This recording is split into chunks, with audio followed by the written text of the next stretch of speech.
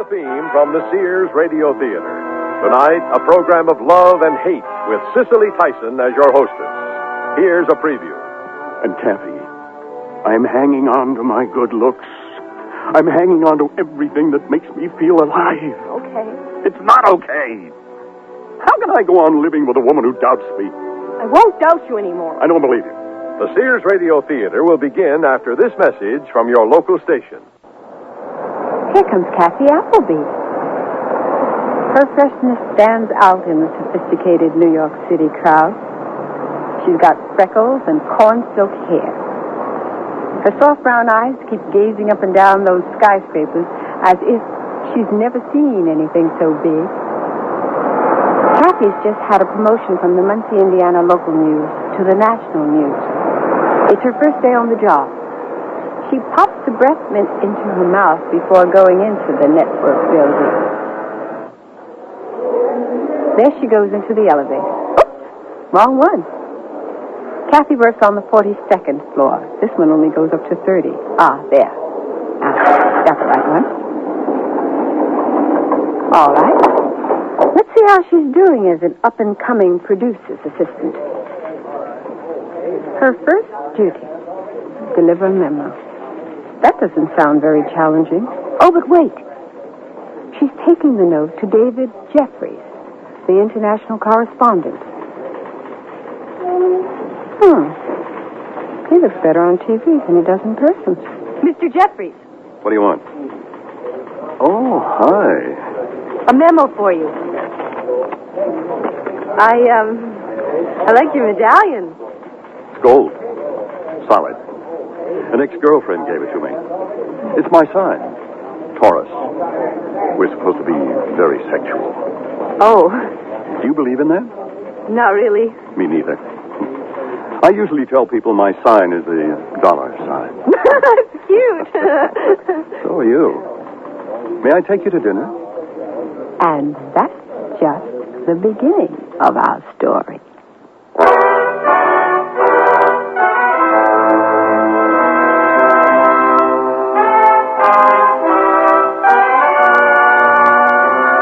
Sears Radio Theater, a new adventure in radio listening. 5 nights of exceptional entertainment every week, brought to you in Elliott Lewis' production of the Sears Radio Theater. Our story, My Hero, by Patricia Joyce. Our stars, Les Tremaine and Harriet Nelson, with Miss Joyce as Kathy. The Sears Radio Theater is brought to you by Sears Roebuck and Company. Sears, where America shops for value.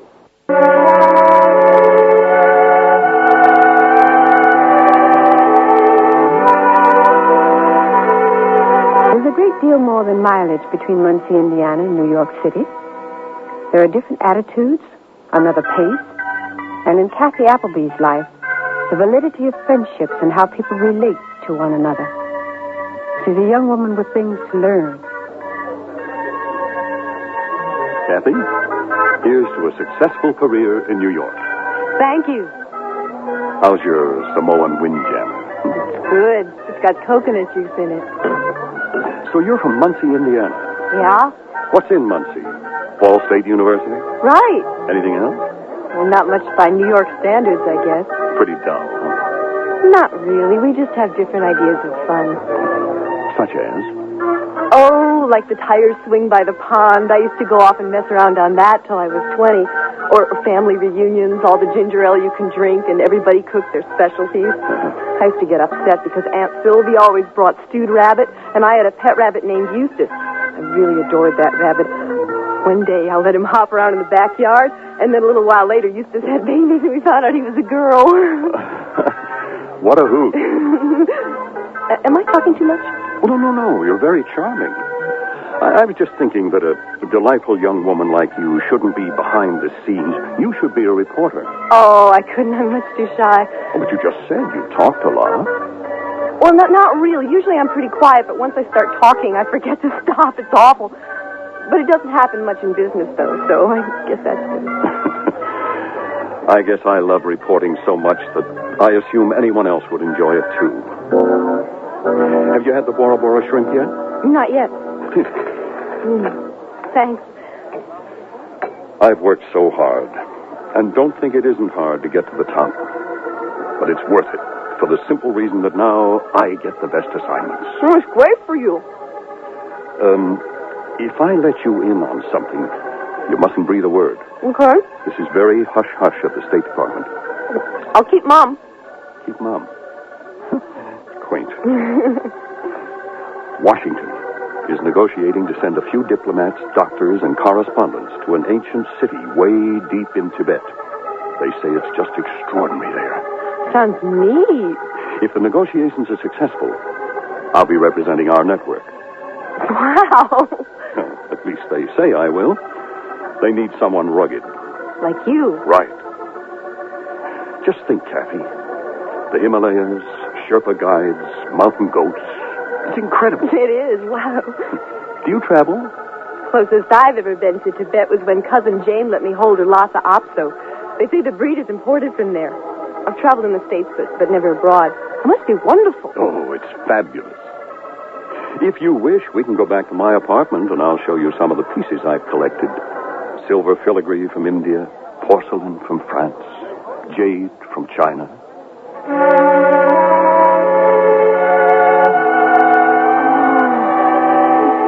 Really beautiful.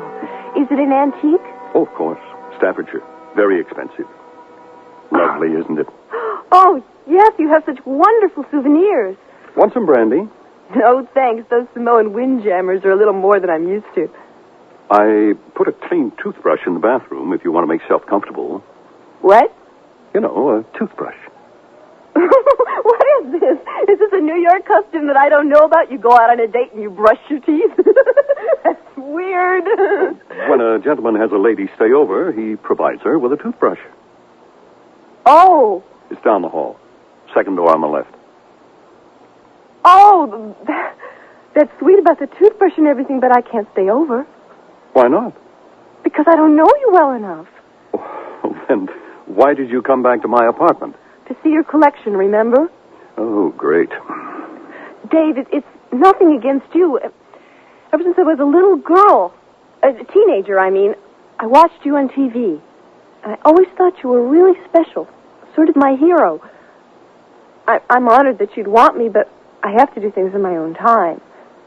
It'll be a lot better for both of us if I'm comfortable. Okay? All right. Then it's okay. Fine. Maybe we can see each other tomorrow. If I'm free. I have to check my schedule.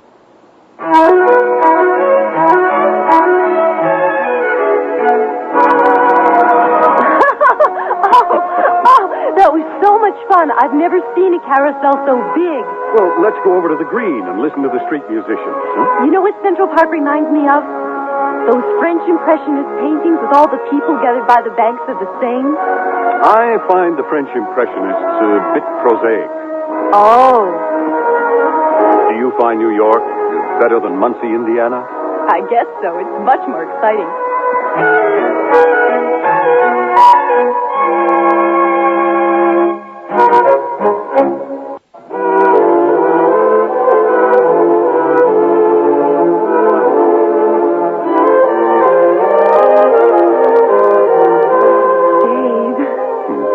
I'm glad you're moving into this building. It's going to be nice having you just down the hall. I have a collection, too. You want to see it? Mm-hmm. What is this stuff? It's children's art. I collected my favorite pieces from all the kids in the neighborhood. You're not planning to hang these, are you? Oh, well, no. I guess I'll just keep them under the bed or something, but they are nice, aren't they? Oh, yeah, very nice. Kathy. What? Let's try a little experiment. Sure. Read this. Okay. Fighting rages today in the Christian section of Beirut. Civilian casualties are heavy, although Red Cross personnel work round the clock. They are critically short of men and supplies. Well? Well, thank heavens it was just an experiment. Well, I told you I wanted to work behind the scenes anyway.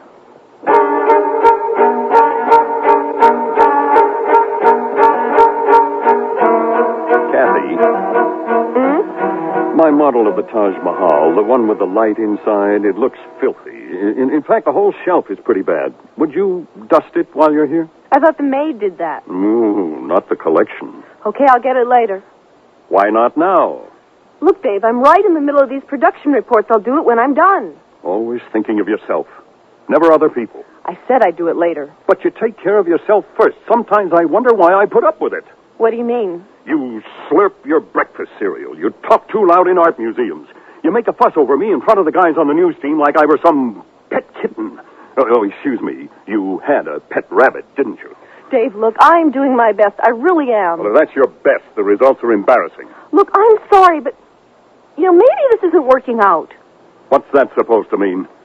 I mean, maybe we shouldn't spend so much time together, living so close. Oh, don't be ridiculous. Well, I'm not really happy. I want it to be, but I think I should move back to that sappy young ladies' hotel. You found somebody else you want to date? No. Then why would you want to move? I don't think we get along. We get along fine. You're always yelling at me and ordering me around, and I don't think you respect me or even like me very much. I'm sorry. I haven't been feeling well. I'm sick. It doesn't help my temper any. I'm really sorry. Well, why didn't you tell me? Well, I didn't want to worry you. Oh, you poor guy. You worked so hard. No wonder. Hey, look, why don't you take some time off?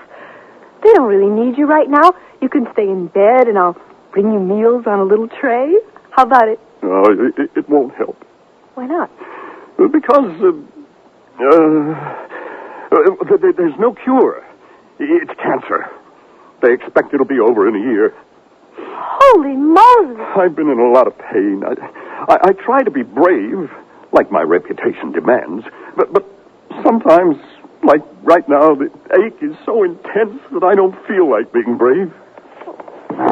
Poor Dave. Ow! Don't touch me on that side. That's where it's hurting. I'm sorry. Listen, Kathy, don't mention this to anyone. Not anyone, you promise? Oh, sure, but how come? I don't want anyone in the news department to find out. They'll feel sorry for me and give me soft assignments. If I've only 1 year left, I want to do it right. Face it strong. Head on. That's the kind of man I am. Tough. Of course. Now that you know, I suppose you'll want to move to that hotel. Oh, Dave. No, don't worry. Don't worry. I can handle this alone. Dave, maybe I get angry at you sometimes, but the bottom line is that I really care about you. I don't want to see you hurting, not at all. So if it's okay, I'll move in. I'll take care of you. I'll comfort you in any way I can, okay? Oh, thanks, love. I hope I can be worthy of your sweetness. Don't be silly, David. It's the least I can do. I need to go for a walk. Get some air. Are you okay? Oh, I'm fine. You be brave. I'll be right back. Don't worry about me. I'll see you soon.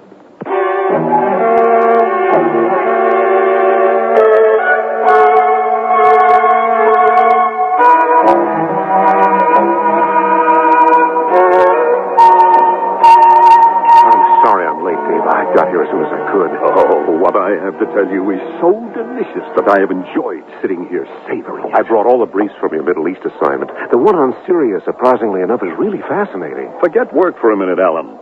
I have come up with the world's greatest scam. Oh, yeah? What? I should patent this and sell it. I have a foolproof way, and that's the real genius. It's foolproof. It's a way of getting a woman to move in with you and wait on you, hand and foot. How? Tell her you're dying of cancer. Hey, it's not true, is it? Oh, of course not. Well, who's going to believe that? Well, you almost did for one. Kathy Appleby for another. But she's a sharp girl. A little country, maybe, but still. Exactly. She's a hit, Alan. She believes that people are basically good and that things will turn out for the best. And she bought this cancer story? All the way. Really? I listened through the door after I left. She was crying, stumbling over furniture. She was so upset, I almost decided to give myself a miracle cure. But then I thought, no, this is too good to throw away. That's hilarious. Really hilarious. Yeah, it's got that stroke of brilliance. If I do say so myself.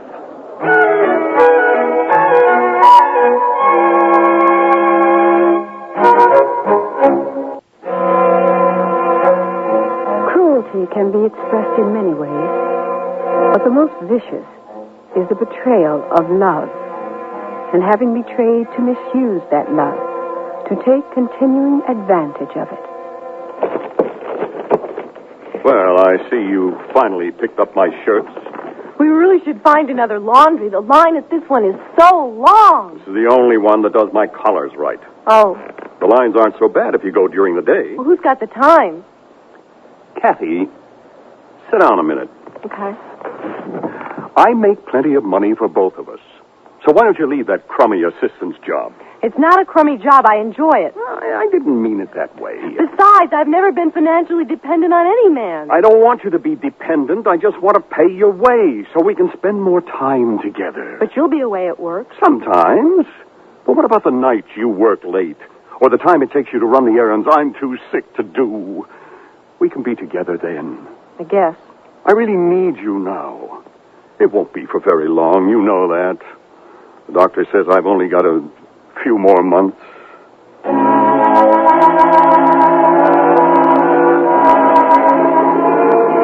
This bill is ridiculous. It's absurd. He's never charged me half this much. Well, how was I supposed to know? You said pick up the alterations and pay for them. Well, if only I didn't have these pains. I wish the muscles in my chest were strong enough for me to pick it up myself. That toady little tailor knows better than to try to push me around. Well, you could have told me what it should cost. You would have known if you weren't such a hick. Please don't insult me. I think it's pretty strange that you've been saying you're sick for months now, but you still look great. You're tan, you haven't lost any weight. In fact, I think you've gained a little. What's your point? The point is that every time we fight or you don't get your way, you start talking about your cancer. You make the symptoms worse and the amount of time you have to live shorter, but I don't see any change in you. And, well, I'm beginning to be suspicious. Of what? You and your cancer, I think you might be faking it. Dave, we'll say something. Please? You really think I'd fake something like cancer? I don't know. That really hurts. Sorry. I thought you'd be pleased that I look healthy. Well, I am, but I just... But you doubt me. Then I'm sorry I look good. Up to now, I was happy that I looked healthy. I thought my strong, rugged appearance would guarantee me the Tibet assignment. It's the one thing I want before I die. Besides, of course, the pleasure of your company. Okay. I'm sorry. I was wondering, so I had to ask, and now I know you're on the level. And Kathy, I'm hanging on to my good looks. I'm hanging on to everything that makes me feel alive. Okay. Okay. It's not okay.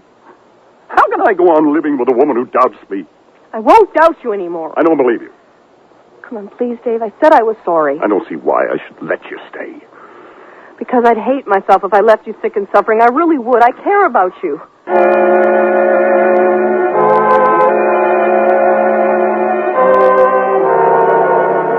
So you got another promotion, Ronnie. Another promotion. It's really not that big. Oh, you deserve it. You won all the prizes in college. Yeah. You know why? Because you got class. That's the most important secret. Class. Men like me, we're the virile outdoor types. We have to work at class. We don't win awards. We get honorable mention. Dave, you're a big star, a famous TV person. Reporter on the spot. I stand in front of the camera on the spot looking rugged and say, there was more fighting in Angola today. But you, Ronnie, you write articles rich with human interest. Rich! Hey, see? I know what the critics say about you. Well, if you're not happy with what you're doing, change it. Oh, it's too late. I'm doomed to be a top foreign correspondent for the rest of my life. It's sad.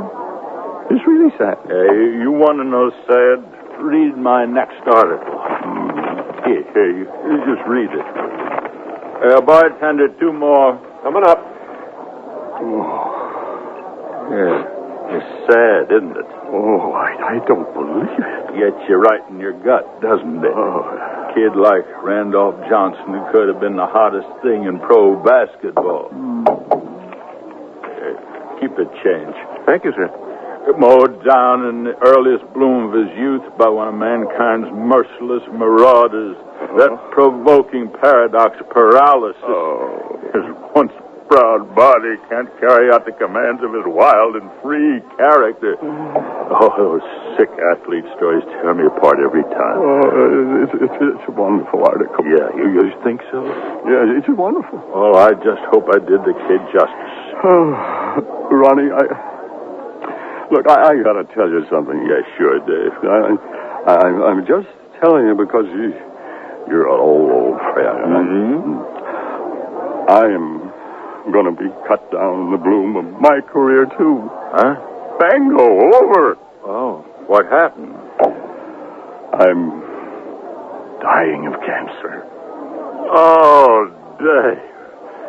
Dave, I'm so sorry. I didn't know. Oh, in the bloom of my career, but I'm going out like a man. Bartender, another round.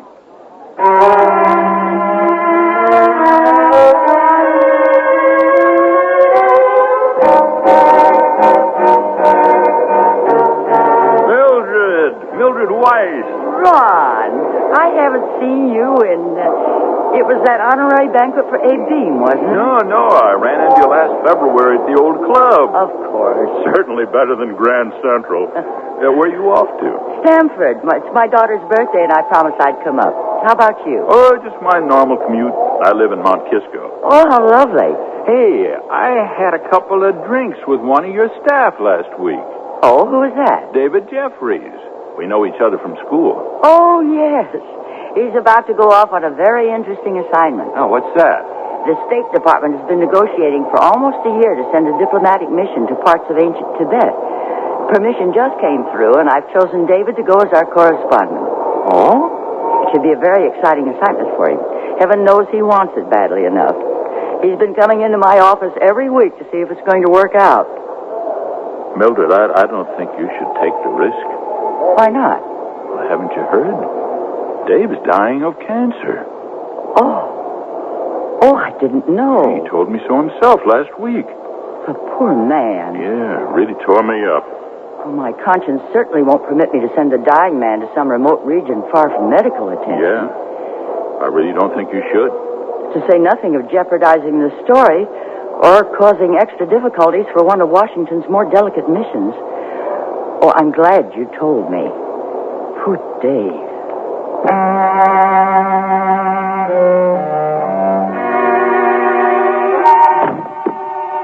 Hi, Dave.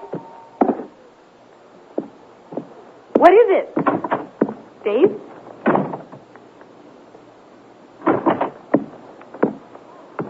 You'll never guess what they did to me. What? They took away the Tibet assignment. Oh, Dave. And that's not all. They've also moved me temporarily to local news. Holy Moses. I hate them! Maybe we should get out of town just for the weekend so you can relax. If I go anywhere, I'll go by myself. I don't want to spend 2 days doing nothing but listening to you simper. Oh, Dave, don't take your anger out on me. It's not fair and it's childish. But you're driving me crazy. You tiptoe around this place all nervous and apologetic like one of those awful white mice with pink eyes. Gives me the creeps. Always quivering around, afraid I'll step on you. Yes, I am afraid you'll step on me. Nothing I do is right. I try to please you. I clean up. I cook things. It's never enough. You're a lousy housekeeper, and your cooking isn't fit for a Muncie, Indiana hog slop. I hate doing those things. Well, you better learn to do something right. You weren't worth much as a producer's assistant. That's not true. Head of the news department said you were lousy.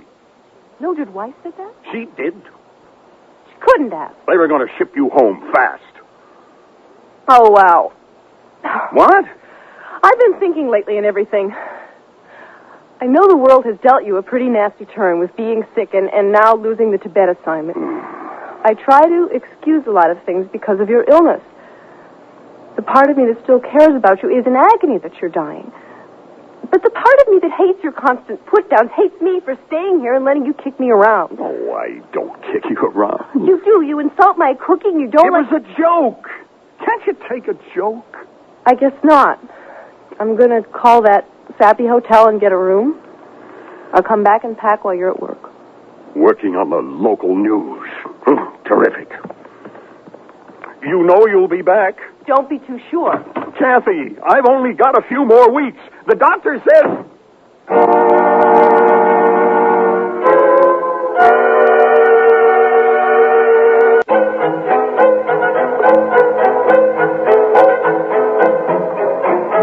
Cicely Tyson again, with the concluding act of My Hero. Miss Weiss, I finished the reports you ordered. Thank you, Kathy. I just put them here. Do you mind if I ask you something? Not at all. Is my work okay? Yes, it's quite good, as a matter of fact. Why? What about the time I first came here before I quit to live with David Jeffries? I always thought you did beautifully. Why? Oh, somebody told me that you didn't like what I did. Oh, that's ridiculous. But I hope you're not one of those people who uses praise as an excuse to become lazy. Not me.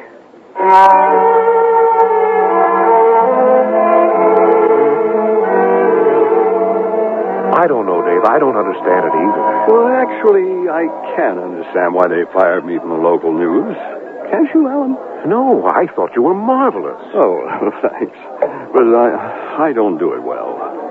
A man like me can't cover the fireman's picnic in Central Park. What are you going to do? I want to do foreign news. Reporter on the spot from all the world's hot points. I'm really great at that. Just excellent. I'll say, you're terrific. Yeah. So call Mildred Weiss and tell her you're coming back. Oh, don't think I haven't. In the 6 months since they fired me, I've gone and see her 4 times. I've been to see the heads of all the other network news departments at least twice. What did she say? Nothing. They just hedged and acted nervous. Then they hurried me out of their offices like I was carrying a disease. Even Mildred? Especially Mildred. After all I've done for her. I made that news department, you know. I know. Alan, do me a favor, huh? Call Mildred. Go in and see her. Try to persuade her to hire me.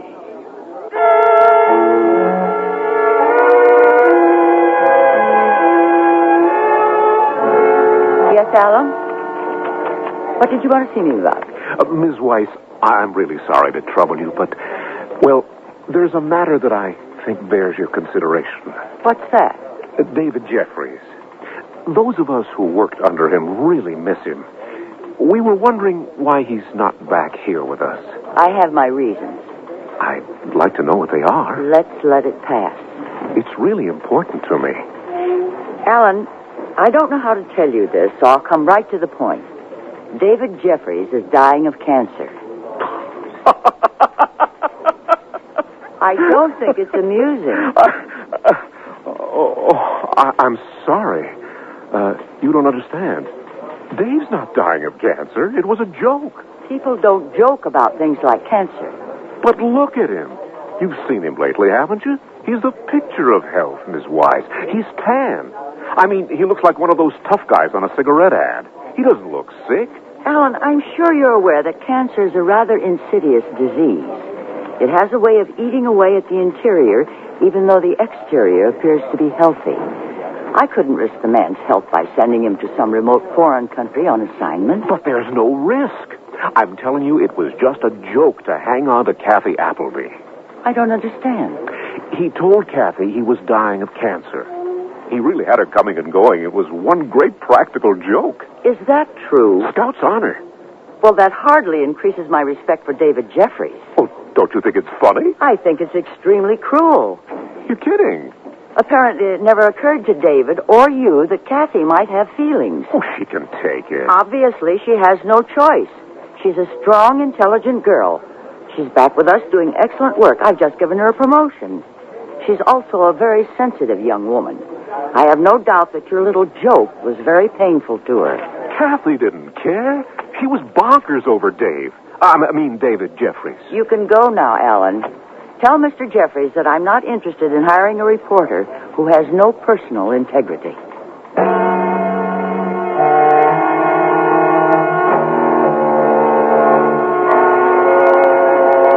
Then she leans forward and looks at me. You know those beady little eyes of hers, Dave? And she says, "Tell Mr. Jeffries that I'm not interested in hiring a reporter who has no personal integrity." Oh, the pompous old witch. Hey, Kathy's back there? Doing excellent work, I might add. Unquote. That girl can't even fry an egg correctly. Makes you mad. Wait a minute. I'm getting an idea. One great scheme deserves another. Now, obviously, this whole mess started because of that one great gimmick. So, I'll use another gimmick to get out of it. What? Kathy's back there on the job. Mildred's worried that I hurt Kathy. Kathy is a pushover, and she's always adored me. So, what I'll do is simply charm Kathy into telling Mildred Weiss to give me my job back. How? I'll take her to that Polynesian restaurant we went to on our first date. Wine her and dine her. And she'll go for it. You just wait.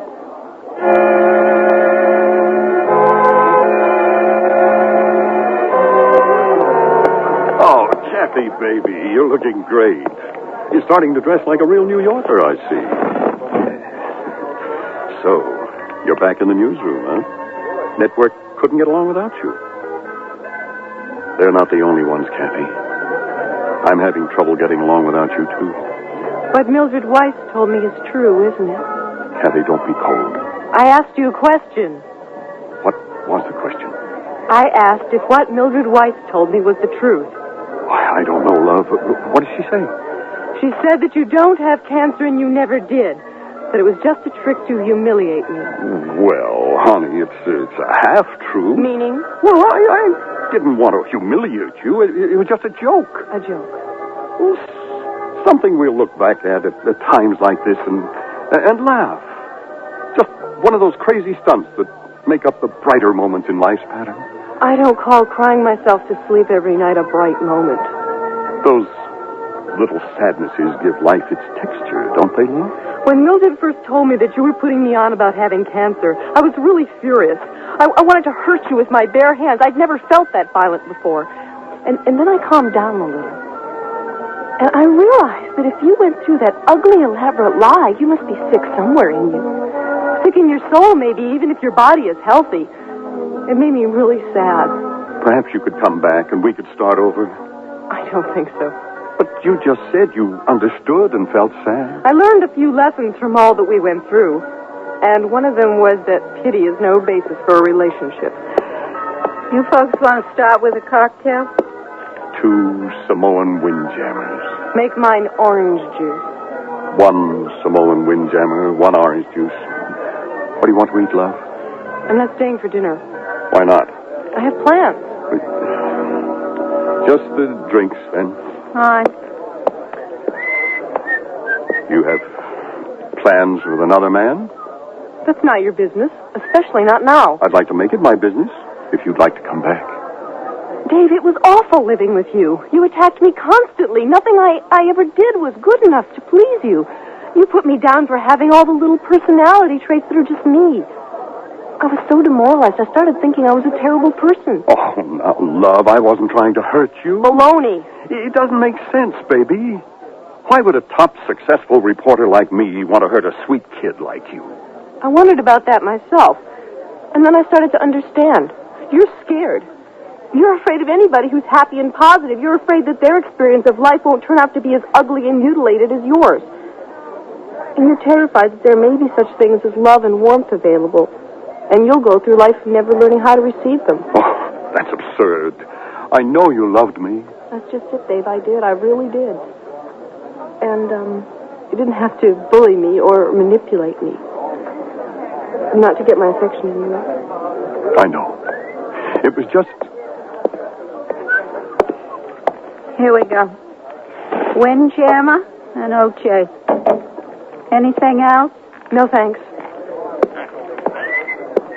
You didn't have to try to impress me either. I could see right through the showing off to the fear underneath. I didn't mind your fear. In fact, I thought it was kind of touching and human. So, if you like me so much, why don't you come back? I don't like you. Not anymore. I'm just trying to make you see that I offered you something that was precious to me, at least, and you abused it. You came to give me a sermon, and that's why you're here. David, I'm trying to talk from my heart and not from my anger. All right, Pollyanna. Cut the nonsense. I forgot how impossible you are to deal with. Sometimes. Listen, honey, even if it won't work out for us to live together, will you do me a favor? That depends on what it is. Well, I'm not the kind of man who beats around the bush. I'm direct. So here it is. I want you to go to Mildred Weiss and ask her to give me my job back.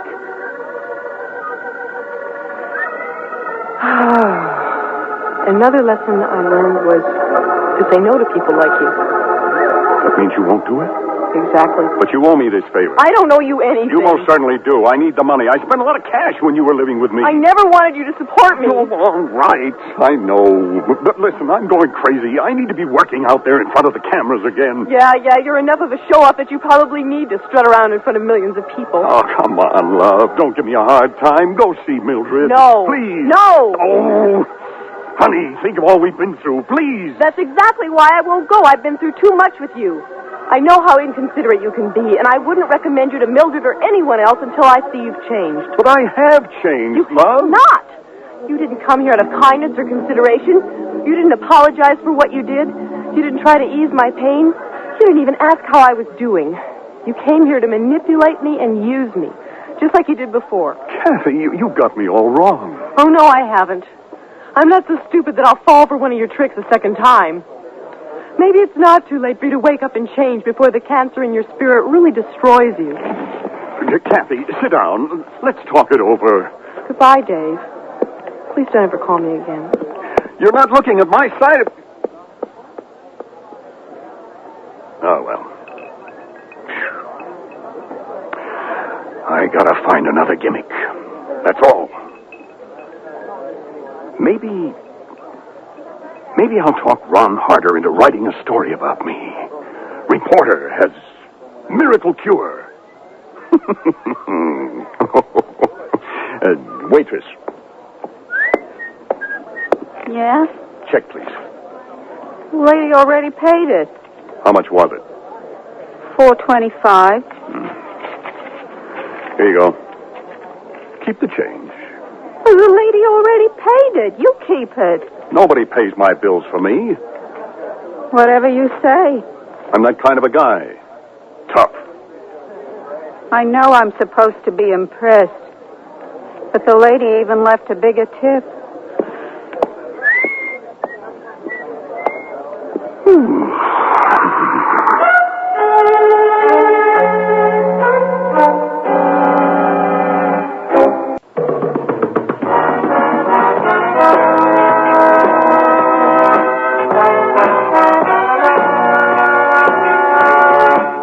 The Sears Radio Theater has been brought to you by Sears Roebuck and Company, where our policy is satisfaction guaranteed or your money back. Sears, where America shops for value. My Hero was written by Patricia Joyce, produced and directed by Fletcher Markle. Your hostess was Cicely Tyson. Our stars were Les Tremaine, Harriet Nelson, and Patricia Joyce. Also heard were Barney Phillips, Myron Kane, and Peggy Weber. The music for Sears Radio Theater was composed and conducted by Nelson Riddle. Art Gilmore speaking. The Elliott Lewis production of Sears Radio Theater is a presentation of CBI.